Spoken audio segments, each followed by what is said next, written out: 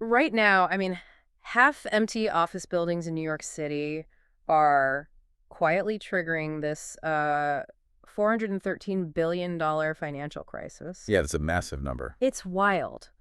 And the catalyst for this impending crash, it's basically a sudden leap in artificial intelligence, a radical redesign of the 5-day work week, and honestly, the uncompromising workplace demands of 10-year-olds. Right. I know it sounds like this bizarre combination of factors, but we are genuinely looking at a cascading chain reaction here. Yeah. We're standing on the edge of a paradigm shift that, frankly, rivals the Industrial Revolution. And the pieces of this puzzle are just scattered across entirely different sectors of the economy. And that is the exact mission of our deep dive today. We are so glad you are joining us, by the way. We're going to take 4 incredibly distinct sources that you would almost never read back to back, and we're going to, layer them on top of each other. Definitely. We are pulling from a major McKinsey report on artificial intelligence and the future of skills, plus some really comprehensive global research unpacking the recent trials of the 4-day work week. And then we've got a behavioral deep dive from TMP worldwide into the incoming generation alpha. And finally, this really sobering study out of NYU Stern on the looming commercial real estate apocalypse. Yeah, when you synthesize these documents, they revealed this massive interconnected transformation in how, when, and where we're all going to work in the very near future. Okay, let's unpack this. Because before we can even talk about the real estate fallout or, 3-day weekends, we really have to start with the engine driving the entire shift. The technology. Exactly, the technology. We have to look at how the fundamental nature of our daily tasks is changing. Well, the McKinsey data provides a really stark empirical baseline for this. They project that by 2030, up to 30% of current hours worked could be fully automated. 30% of current hours. Yeah. And that timeline has been, drastically compressed by this sudden ubiquitous rise of generative AI. I mean, if you think about your own week, Right. and you just look at your schedule for this coming Tuesday, almost a third of the data pulling, the summarizing, the scheduling, the initial drafting of emails. All of it. Yeah. The digital paperwork of modern corporate life is just essentially handed over to algorithms. Which means we are looking at a massive reallocation of human capital. McKinsey estimates up to 12 million occupational transitions in Europe alone by 2030. Wow. 12 million. 12 million. That is double the pre-pandemic pace of people having to completely change their line of work. And in the United States, they're projecting a nearly identical figure, so another 12 million transitions. Okay, I want to push back a little on the optimism usually surrounding these numbers. Because if the algorithms are suddenly absorbing 30% of the workload, the immediate pragmatic fear is that corporations don't just, sit back and let everyone relax. Like they want the efficiency. Right. They just fire 30% of the workforce to pad the bottom line. Historically speaking, efficiency often leads to layoffs, not some workers' utopia. What's fascinating here is that the macroeconomic modeling actually points toward a different outcome, provided companies don't just view AI as a blunt cost-cutting tool. Okay. It's not a lack of available work that we're facing. It's really a profound skills mismatch. Interesting. Yeah, the McKinsey report suggests that if organizations embrace rapid AI adoption while concurrently retraining their workforce, it sparks an estimated 3% annual productivity growth. The economic pie actually gets bigger. So the pie gets bigger, but the slice you are being asked to eat tastes completely different. That's a great way to put it, yeah. I like to conceptualize AI as a hyper-efficient digital intern. The intern handles the spreadsheets, collates the quarterly reports, drafts the standard legal boilerplate. Right, the busy work. Exactly. And that explains why McKinsey predicts the demand for basic cognitive skills. Things like basic data processing and numeracy is going to drop by 14%. The intern handles the baseline, but that forces the human worker to step up and handle the high-level strategy and, well, the actual relationships. And the demand metrics perfectly reflect that shift too. While those basic cognitive tasks plummet, the demand for social and emotional skills is projected to rise by 11 to 14%. That makes sense. Yeah. Executives across industries are already reporting massive, crippling shortages in critical thinking, interpersonal empathy, and complex problem solving. Because you just can't ask an algorithm to read the tension in a room during a high-stakes negotiation. Exactly. You can't ask a language model to empathetically manage a team of human beings who are going through a corporate merger or a personal crisis. Precisely. AI can flag a critical error in a global supply chain in a millisecond, but it cannot pick up the phone, call the angry vendor, and negotiate a complex compromise without destroying the long-term business relationship. Right. The future of work relies heavily on what makes us uniquely human. Which really sets up an incredible battle for leverage, and that brings us to the second major shift in our sources. If AI gives us back a third of our week, if that digital intern is doing the busy work, there's this invisible tug of war over who gets that time. Who claims the 30%, right? Yeah. Does the corporation absorb it to squeeze more output from us, or do the workers get it back in the form of a shorter week? And that tug of war is leading directly to the widespread experimentation with the 4-day work week. And to be clear, the research we're analyzing here, it isn't about a compressed schedule where you grind out 4 10-hour days to earn a Friday off. Right, it's not a 4x10. No. We're looking at the 180-100 model. Right, so workers receive 100% of their previous pay for working 80% of their previous time, with the strict mandate that they deliver 100% of their previous productivity. Exactly. But let's dig into the how of that, because to squeeze 40 hours of output into 72 hours, you can't just type faster. You have to fundamentally restructure the operational plumbing of a company. It requires a ruthless elimination of performative work. The global trials, specifically, there was this massive pilot program in the UK involving 61 companies over 6 months. Yeah. They showed that organizations achieved this by just attacking inefficiencies. Like what kind of inefficiencies? Well, they killed the 1-hour status update meeting and replaced it with an asynchronous Slack thread. They instituted mandated deep work blocks where all internal messaging was just turned off. And the data shows it actually worked. At the end of the UK trial, 92% of the participating companies chose to make the 4-day week permanent. Which is a staggering retention rate. And they didn't do that out of charity. They did it because the business metrics improved. Revenue actually increased by an average of 1.4% during the trial. Burnout dropped, so sick days plummeted by 65%. Wow. Yeah. And perhaps most crucially for management, the likelihood of staff quitting fell by 57%. Because when you remove the busy work, employees can actually execute their core tasks in 4 days. And this operational pivot is happening at the exact moment a completely new demographic is preparing to enter the workforce, which is Generation Alpha. Oh man, the TMP worldwide deep dive into Gen Alpha is just fascinating. These are kids born between 2010 and 2024. Right. They are dubbed Techsperts. They were literally born the same year the iPad launched. They don't Google things, they just ask voice assistants and AI. But what strikes me isn't just their tech fluency, it's how their formative environment has completely rewired their expectations of labor. Well, yeah, their baseline for where and how work happens is fundamentally decentralized. You have to remember, this generation spent some of their most formative developmental years surviving a global pandemic. Attending school via Zoom from their kitchen tables. Right. So the very concept of a 9-to-5 desk job, the idea that you have to physically travel to a specific geographic location just to access information or communicate with peers, it just seems entirely illogical to them. Totally. The TMP data shows that 73% of Gen Alpha strongly demand a choice between home and the office. They prioritize mental well-being and social impact over the traditional corporate grind.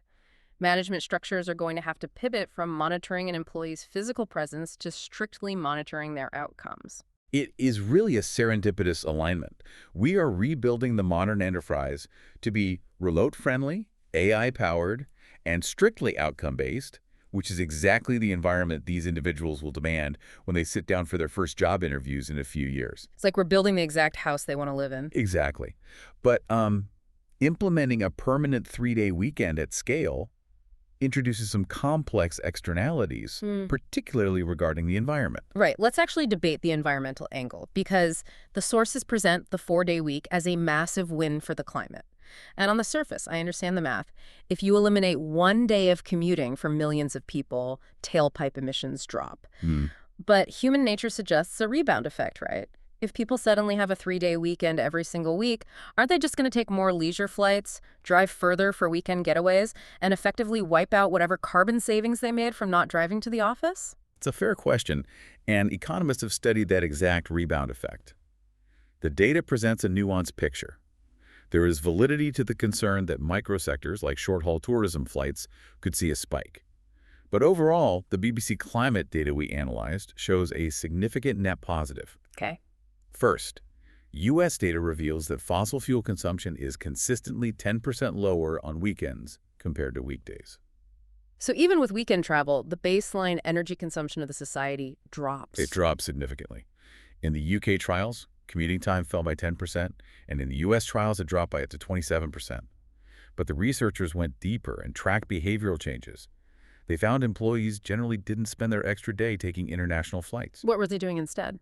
They engaged in localized low-carbon activities, so hiking, volunteering, cooking at home instead of getting takeout, and literally just dedicating more time to household recycling. And there's an invisible carbon saving here too, right? The digital footprint. Yes, absolutely. If an entire enterprise essentially shuts down on Friday, you aren't just saving the gas from the commute.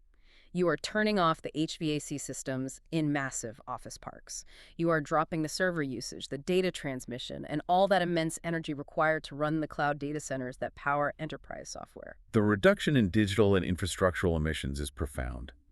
But, and this brings us to the final and arguably most disruptive layer of our analysis, if we embrace this AI-driven 4-day remote-heavy reality, we are effectively abandoning the physical footprint of the 20th century economy. We're abandoning the office building, which leads us to the NYU Stern study and the $413 billion financial crisis quietly playing out in our cities. Yeah. To understand the sheer scale of this, we really have to look at the timeline. When the pandemic initially hit, physical office occupancy in major U.S. markets dropped to roughly 10% in early 2020. They were ghost towns. Total ghost towns. Right. But the critical data point is the recovery trajectory. By late 2022, long after society had reopened, occupancy had only clawed its way back to about 47%. More than half the workforce permanently detached from the physical office. But wait, if occupancy was hovering below 50% for years, why didn't the commercial real estate market crash immediately? Like, if a hotel is half empty for 2 years, it goes bankrupt. Why did these massive skyscrapers stay afloat? Because of the structural nature of commercial real estate leases. Unlike a residential apartment lease that renews annually, corporate leases are incredibly long, usually spanning 5, 7, or even 10 years. Oh, I see. So even though the buildings were physically sitting empty, the corporations were legally bound to continue paying rent. The fuse was burning, but it hadn't reached the bomb yet. So the financial hit was just delayed, but now those 2018 and 2019 leases are finally expiring. The bill is coming due. And the renewal data is catastrophic. Yeah. The NYU Stern study found that new lease signings plummeted from 253 million square feet pre-pandemic down to just 59 million square feet. Wow. From 253 million down to 59 million? Yes. Companies are actively downsizing.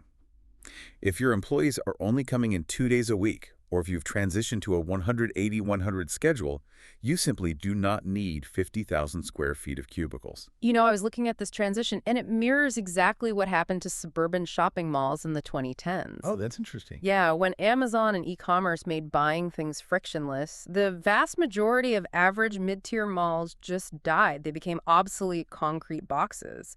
The only malls that survived and even thrived were the ultra-premium experiential ones, the ones with high-end dining, movie theaters, and incredible architecture. The data here shows the exact same phenomenon happening to offices, right? It's called the flight to quality. If we connect this to the bigger picture, that is a brilliant parallel. The flight to quality is the defining trend in commercial real estate right now. Class A+ buildings, these are the absolute top-tier properties, typically built after 2015, featuring incredible amenities, outdoor terraces, hospital-grade ventilation, high-end design. They're actually performing very well. Oh, really? Yeah. Their vacancy rates are low, and their rents have stabilized or even increased. Because if a company is going to ask an employee to give up the comfort and efficiency of their home office, the destination better feel like a luxury hotel, not a fluorescent-lit cubicle farm. The office now has to compete directly with the living room. And average buildings cannot win that competition. This is where the apocalypse scenario materializes. The older, lower quality Class B and Class C buildings, the structures built in the 1980s with drop ceilings and outdated floor plans, they're rapidly becoming stranded assets. Stranded assets. Yeah. Companies are fleeing them. They cannot command enough rent to service their debt, and they're incredibly expensive to retrofit or upgrade. And you can't just easily turn them into apartments either, right? The floor plates are too wide, the plumbing is centralized in the core of the building, and the lack of windows makes residential conversion just a logistical nightmare. So they just sit there, losing value. Exactly. And the NYU Stern study models this out and estimates a staggering 39.18% long-run value decline for New York City offices alone. When you extrapolate that mathematical reality across the entire United States, we're looking at an estimated $413 billion in value destruction. $413 billion. That is a structural realignment of wealth. That's not a market dip. That is the evaporation of an entire asset class. It really is. But, if you aren't a billionaire real estate developer or a commercial bank, why should you care? How does an empty Class B office building in downtown Chicago or Manhattan affect the daily life of an average resident? It affects you because it threatens the fundamental plumbing of local government. Cities rely heavily on commercial property taxes to fund essentially all public services: the public schools, the police and fire departments, the sanitation workers, and the municipal transit systems. So if a building's assessed value drops by 40%, the tax check they write to the city drops by 40% as well. Which creates a municipal nightmare, known as a fiscal doom loop. As commercial tax revenue evaporates, the city government faces a brutal choice. They either have to slash funding for public services or aggressively raise taxes on the everyday residents who remain. And either choice makes the city less desirable. If you cut the transit budget, the subways get less reliable. If you cut sanitation, the streets get dirtier. The quality of life degrades, which drives even more residents and local businesses to pack up and leave for the suburbs or other states. Which then lowers the tax base even further, forcing yet another round of budget cuts. It is a vicious, self-reinforcing cycle of urban decay.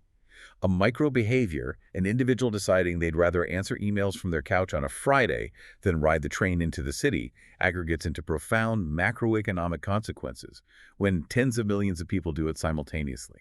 So what does this all mean? Yeah. If we step back and look at the entire narrative arc of these sources, we are looking at an operating system upgrade for human labor. AI steps in and automates our routine cognitive tasks, acting as our digital intern. That massive boost in personal leverage opens the door to a highly productive 32-hour work week, which dramatically improves human mental health and actually lowers our collective digital and physical carbon footprint. And this operational shift happens to perfectly accommodate the incoming generation alpha, who demand outcome-based flexibility over geographic presence. It is, in many ways, an incredibly optimistic evolution for the human workforce.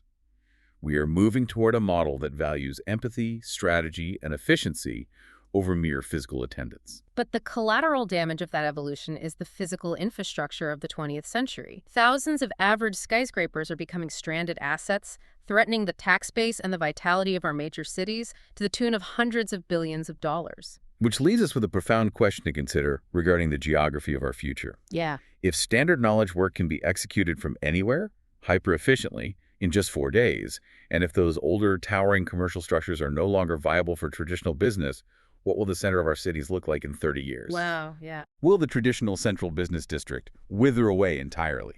Or will necessity force these areas to evolve, transforming from commercial monocultures into massive, hyper-dense residential, artistic, and cultural playgrounds? It's the ultimate urban redesign, and it's something for you to think about the next time you are sitting in traffic or riding the train, looking out at a city skyline. The steel and concrete look permanent, but the invisible systems operating inside of them are fundamentally changing before our eyes. Thank you for joining us on this deep dive. As always, keep questioning, keep learning, and keep exploring the sources for yourself.